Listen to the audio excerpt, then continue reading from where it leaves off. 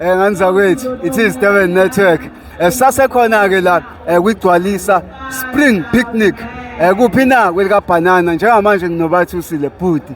What a great performance mfethu. Thank you so much Butwami. I'm so blessed to be here. Ndonwabile kuba lapha.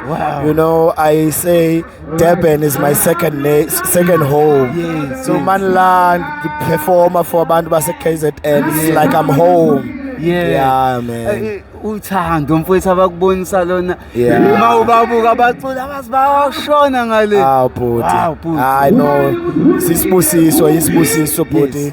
And I would like to thank Abokhuzani and all the organizers for inviting me la.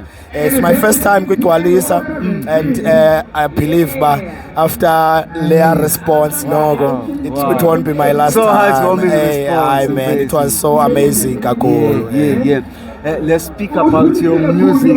Ingoma zakho zonke oyiculayo kubantu ziyangena abantu bayazithanda kusho ukuthini lokho kuwena? Vele masenza umculo sikujonga umculo ozawufika ukwazi ukuxhukumisa ebantwini. Fanele ukuxhukumise thina kuqala.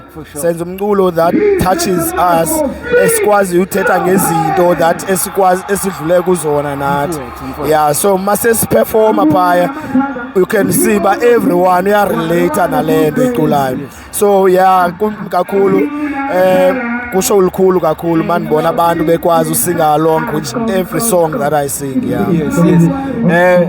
Uyakhula wena as an artist, ibrand yakho iyakhula. Uke wayibona mhlawumbe sowula ukhona njengamanje ezikhathini ezidlule? Hayi no. Azange ndazibona. And Solomon City i-career yam yalaunchwa la eDurban 2014 when I started winning Song of the Year kuma Crown Gospel Awards.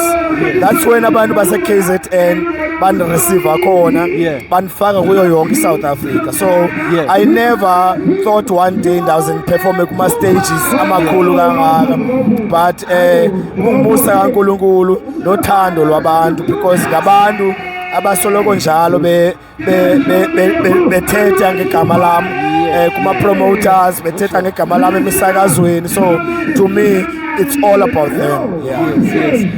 Yini mhlambe going forward abantu abangayilindela kuwena?